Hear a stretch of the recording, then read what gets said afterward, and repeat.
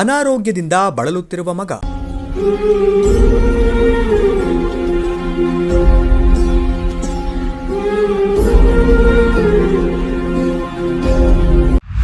ಈ ಇಳಿ ವಯಸ್ಸಿನಲ್ಲಿ ವಿಶ್ರಾಂತಿಯಲ್ಲಿ ಇರಬೇಕಾದ ಅಜ್ಜಿಯ ಗೋಳು ಹೇಳತೀರದು.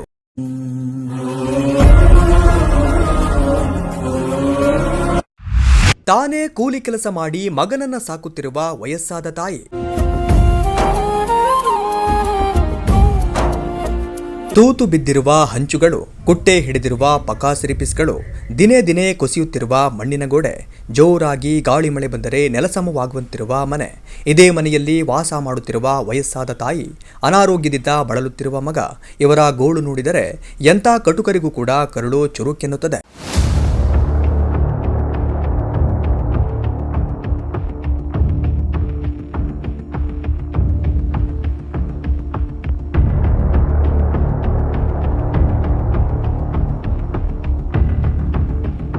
ನಾನು ಇಂದೋ ನಾಳೆ ಬಿದ್ದೋಗುವ ಮರ. ನನಗೂ ವಯಸ್ಸಾಯಿತು. ಕೆಲಸ ಮಾಡಲು ತುಂಬ ಕಷ್ಟವಾಗುತ್ತಿದೆ. ಆದರೂ ನನ್ನ ಮಗನ ಆರೋಗ್ಯ ನೋಡಿಕೊಳ್ಳಲು ಹಾಗೂ ಹೊಟ್ಟೆಪಾಡಿಗಾಗಿ ವಿಧಿ ಇಲ್ಲದೆ ಪ್ರತಿದಿನ ಕೂಲಿ ಕೆಲಸ ಮಾಡಿ ಜೀವನ ಸಾಗಿಸುತ್ತಿದ್ದೇನೆ. ಒಂದು ಕಡೆ ಬೀಳುವ ಸ್ಥಿತಿಯಲ್ಲಿರುವ ಮನೆ, ಇನ್ನೊಂದೆಡೆ ಜೀವನ ಸಾಗಿಸುವುದೇ ಕಷ್ಟಕರವಾಗಿದೆ ಎಂದು ಚಿಕ್ಕಮ್ಮ ಅವರು ಭಾವುಕರಾಗಿ ಮಾತನಾಡಿದರು. ಕೂಲಿ ಮಾಡ್ಕೋಬೇಕು.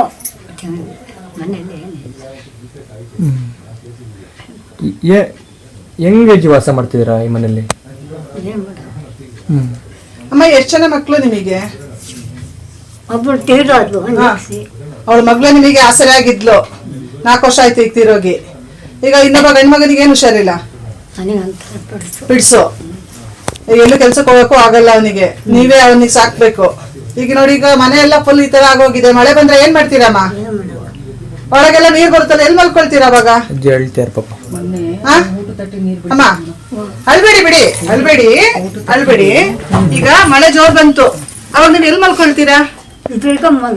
ಇಲ್ಲೇ ಮಲ್ಕೋಬೇಕು. ಪಂಚಾಯತಿಗೆಲ್ಲ ಹೇಳಿದ್ರ ನೀವು ಈ ತರ ಎಲ್ಲ ಆಗಿದೆ ಅಂತ ಹೇಳಿ?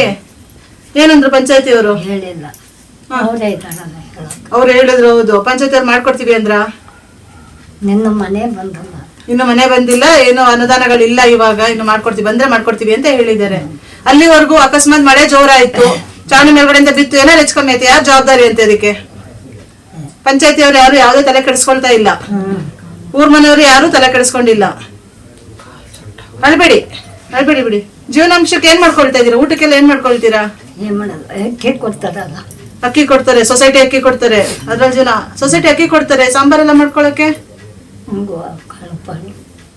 ತಿಂಗಳು ದುಡ್ಡು ಫಂಕ್ಷನ್ ಬರುತ್ತಾ? ಅದ್ರಲ್ಲೇ ಅಡ್ಜಸ್ಟ್ ಮಾಡ್ಕೊಂಡು ಮಾಡ್ತಾ ಇದೀರಿ. ಏನಾದ್ರು ಹುಷಾರಿಲ್ದಂಗೆ ಆಯ್ತು, ನೋಡ್ಕೊಳಕ್ ಯಾರು ಇಲ್ಲ. ಮಗ ನೋಡಿದ್ರೆ ಆತರ. ಈಗ ನಿಮಗೇನು ಒಂದು ಇರ್ಲಿಕ್ಕೆ ಒಂದು ನೆಲೆ ಬೇಕಲ್ವಾ? ಒಂದು ಸಣ್ಣದಾಗ ಒಂದು ಮನೆನಾರು ಕಟ್ಟಿಸ್ಕೊಟ್ರೆ ನಿಮಗೆ ಆರಾಮಲ್ಲಿ ಇರ್ತೀರಿ. ಈಗ ಯಾವಾಗ ಬೀಳುತ್ತೆ ಅಂತ ಹೇಳಕ್ಕಾಗಲ್ಲ, ಮನೆ ಆ ರೀತಿಯಲ್ಲಿದೆ. ನಿಮಗೆ ಯಾರು ನೆಂಟ್ರು ಯಾರು ಇಲ್ವಾ? ನಿಮಗೆ ಇಲ್ಲಿ ಸ್ವಂತದವ್ರು ಅಂತ ಯಾರು ಇಲ್ಲ? ಮೊನ್ನೆನೂ ಅಲ್ಸರ್ ಆಗಿ 10 ದಿನ ಅಡ್ಮಿಟ್ ಮಾಡಿದ್ದೀನಿ. ಯಾರಿಗಮ್ಮ ಅಲ್ಸರ್ ಆಗಿತ್ತಾ? ಹುಷಾರ್ಲಿಲ್ವಾ? 10 ದಿನ ಅಡ್ಮಿಟ್ ಮಾಡ್ಕೊಂಡು ಇಲ್ಲಿ ಗೌರ್ಮೆಂಟ್ ಹಾಸ್ಪಿಟಲ್ ಅಡ್ಮಿಟ್ ಆಗಿದ್ರಾ? ಅಳ್ಬೇಡಿ ಬಿಡಿ. ನಮ್ ಕೈಲಿ ಆಗಿದ್ ಸಹಾಯ ಮಾಡೋಣ ಅಂತಾನೆ ಇವತ್ತು ಬಂದಿರೋದು. ನೋಡೋಣ. ಒಂದು ವಾರದೊಳಗಾಗಿ ಸಂಬಂಧಪಟ್ಟ ಅಧಿಕಾರಿಗಳು, ಜನಪ್ರತಿನಿಧಿಗಳು ಸ್ಥಳಕ್ಕೆ ಭೇಟಿ ನೀಡಿ ಪರಿಹಾರ ನೀಡದಿದ್ದಲ್ಲಿ ಉಗ್ರ ಹೋರಾಟ ಮಾಡುತ್ತೇವೆ ಎಂದು ಕರ್ನಾಟಕ ರಕ್ಷಣಾ ವೇದಿಕೆ ಹಾಗೂ ದಲಿತ ಪರ ಸಂಘಟನೆ ಮುಖಂಡರು ಎಚ್ಚರಿಕೆ ನೀಡಿದರು. ಅಂಬ್ಳೆ ಕೋಡಿಹಳ್ಳಿಗೆ ಬಂದಿದ್ದೀವಿ. ಇಲ್ಲಿ ಚಿಕ್ಕಮ್ಮ ಅಂತ ಹೇಳೋರು ಒಬ್ರು ಸುಮಾರು ವರ್ಷಗಳಿಂದನೂ ಅಂಬ್ಳೆ ವಲಯದಲ್ಲೇ ವಾಸಿಸ್ತಾ ಇರೋಂಥದ್ದು, ಕೋಡಿಹಳ್ಳಿಲಿರೋಂಥದ್ದು. ಇವರಿಗೆ 3 ಜನ ಗಂಡು ಮಕ್ಕಳು, ಒಬ್ಳು ಹೆಣ್ಣುಮಗಳು. ಇಷ್ಟು ದಿವಸ ಒಂದು 4 ವರ್ಷದ ಹಿಂದೆಯಿಂದನೂ ಹೆಣ್ಣುಮಗುನೇ ಇಡೀ ಸಂಸಾರವನ್ನು ನಡೆಸ್ಕೊಂಡು ಹೋಗ್ತಾ ಇದ್ದಿದ್ದು. ಈಗ ಅವರು ಕೂಡ ಅನಾರೋಗ್ಯದಿಂದ ಮರಣ ಹೊಂದಿದ್ದಾರೆ. ಗಂಡು ಮಕ್ಕಳು ಎಲ್ಲಿದ್ದಾರೆ ಅಂತ ಗೊತ್ತಿಲ್ಲ. ಒಬ್ಬ ಗಂಡು ಮಗ ಜೊತೆಗಿದ್ದಾನೆ, ಅವನಿಗೆ ಪಿಟ್ಸ್ ಕಾಯಿಲೆ ಕೂಡ ಇದೆ. ಹಾಗಾಗಿ ಅವ್ರನ್ನೂ ಕೂಡ ಇವರೇ ನೋಡ್ಕೋಬೇಕು. ಯಾವುದೇ ಆಧಾರ ಇಲ್ಲ. ಇವತ್ತು ಈ ಮನೆಗೆ ನಾವು ಭೇಟಿ ಕೊಟ್ವಿ. ಮನೆ ಭೇಟಿ ಕೊಟ್ಟರೆ ಮನೆ ಇವತ್ತು ನಾಳೆನೂ ಬೀಳೋ ಥರ ಇದೆ. ಪೂರ್ತಿ ಅಂಚುಗಿಂಚೆಲ್ಲ ಕಿತ್ಕೊಂಡೋಗಿದೆ. ಮಳೆ ಬಂತು ಅಂತ ಹೇಳಿದ್ರೆ ಪೂರ್ತಿ ಸೋರುತ್ತೆ. ಕೆಳಗಡೆ ಭೂಮಿಯಿಂದ ಜಲ ಉಕ್ಕಿ ಬರ್ತಾ ಇದೆ. ಮನೆಯೊಳಗೆ ಇರೋಕ್ಕಾಗ್ತಾ ಇಲ್ಲ. ಅಕಸ್ಮಾತ್ ಏನಾದರೂ ಜೋರಾಗಿ ಗಾಳಿ ಬೀಸಿ ಜೋರಾದ ಮಳೆ ಬಂತು ಅಂತ ಹೇಳಿದ್ರೆ ಅದು ಕುಸ್ತೋಗೋ ಪರಿಸ್ಥಿತಿಯಲ್ಲಿ ಇದೆ. ಇವತ್ತು ನಾವು ನೋಡಿದ್ರೆ ಮಣ್ಣಿನ ಗೋಡೆ ಬೇರೆ, ಹಾಗಾಗಿ ಅವರಿಗೆ ಇರಲಿಕ್ಕೆ ನೆಲೆ ಇಲ್ಲ. ನಾವು ಸರ್ಕಾರಕ್ಕೆ ಕೇಳ್ಕೊಳ್ಳೋದು ಏನಂತ ಹೇಳಿದ್ರೆ ಅವರಿಗೆ ಇಮಿಡಿಯೇಟ್ಲಿ ಇವತ್ತು ನಾಳೆ ಅಂತಲ್ಲ, ಇವರಿಗೆ ಈಗ ಆಲ್ರೆಡಿ ಅರ್ಜಿ ಹಾಕಿದ್ದಾರೆ, ಅದು ಬರೋದೀಗ 6 ತಿಂಗಳಾಗ್ಬೋದು, ವರ್ಷ ಆಗ್ಬೋದು ಮನೆ ಕಟ್ಕೊಡೋಷ್ಟೊತ್ತಿಗೆ ಪಂಚಾಯತಿಯಿಂದ. ಆದರೆ ಅವರು ಇರೋವರೆಗೂ ಈಗ ಸದ್ಯದ ಮಟ್ಟಿಗೆ ಅವರಿಗೆ ಇಮಿಡಿಯೇಟ್ಲಿ ಆಗಿ ಒಂದು ಮನೆಯನ್ನು ಕಟ್ಟಿಸ್ಕೊಡ್ಬೇಕು. ಇಲ್ಲ ಅಂತ ಹೇಳಿದ್ರೆ ಯಾಕೆ ಅಂತ ಹೇಳಿದ್ರೆ ಅವ್ರಿಗೆ ಅಕಸ್ಮಾತ್ ಮಳೆ ಜೋರಾಗಿ ಬಂದು ಏನಾದರೂ ಅವ್ರ ಮೈ ಮೇಲೆ ಅಂಚಾಗಲಿ ಅಥವಾ ಕಟ್ಟಿಗೆ ಆಗಲಿ ಯಾವ್ದಾದ್ರು ಬಿದ್ದು ಏನಾದ್ರು ಅನಾಹುತ ಅದು ಅದಕ್ಕೆ ಹೊಣೆ ಯಾರು?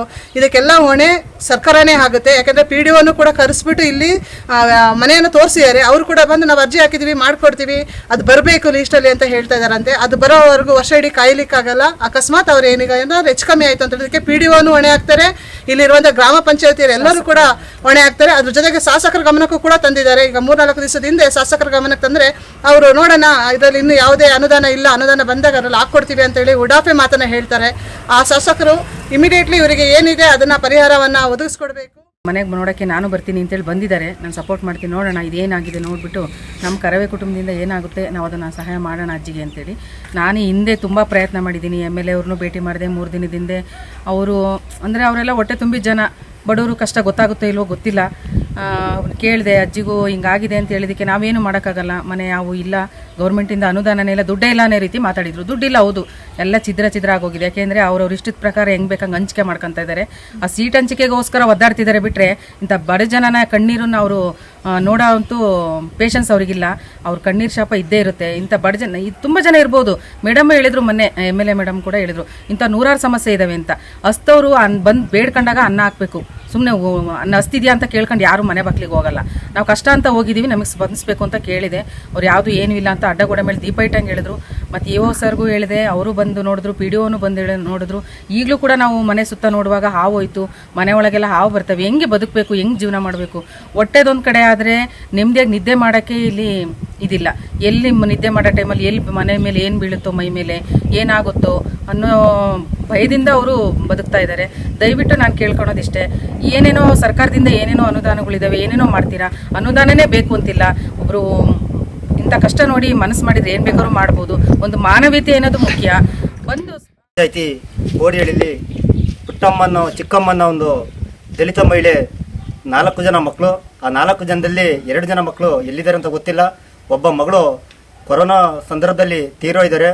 ಅವರ ಮನೆ ಇವಾಗ ಬೀಳುತ್ತೋ ನಾಳೆ ಬೀಳ್ತಾನೆ. ಈಗ ಆ ಮನೆ ಬಿದ್ದು ಸಾವು ನೋವು ಆಗೋದಕ್ಕಿಂತ ಮುಂಚೆ ಜಿಲ್ಲಾಡಳಿತ ಗ್ರಾಮ ಪಂಚಾಯಿತಿ ಎಚ್ಚರಿಕೊಂಡು ಅವರಿಗೆ ಇಲ್ಲ ಅಂದರೆ ದಲಿತ ಸಂಘಟನೆ ಮತ್ತು ಕನ್ನಡ ಪರ ಸಂಘಟನೆ ಉಗ್ರ ಹೋರಾಟವನ್ನು ನಡೆಸಿದೆ. ಕರ್ನಾಟಕ ರಕ್ಷಣಾ ವೇದಿಕೆ ಮಹಿಳಾ ಘಟಕ ಜಿಲ್ಲಾಧ್ಯಕ್ಷರಾದ ಪೂರ್ಣಿಮಾ, DSS ಮಹಿಳಾ ಜಿಲ್ಲಾ ಸಂಚಾಲಕರಾದ ಭಾರತಿ ಉಮೇಶ್ ರಾಜ್ ಅರಸ್, ಕರ್ನಾಟಕ ರಕ್ಷಣಾ ವೇದಿಕೆ ಸಾಂಸ್ಕೃತಿಕ ಘಟಕ ಪ್ರಧಾನ ಕಾರ್ಯದರ್ಶಿ ರತ್ನ, ಕರ್ನಾಟಕ ದಲಿತ ಸಂಘರ್ಷ ಸಮಿತಿ ಸ್ವಾಭಿಮಾನಿ B ಕೃಷ್ಣಪ್ಪ ಬಣದ ಜಿಲ್ಲಾ ಸಂಚಾಲಕರಾದ ಕಬ್ಬಿಗೆರೆ ಮೋಹನ್ ಕುಮಾರ್ ಉಪಸ್ಥಿತರಿದ್ದರು.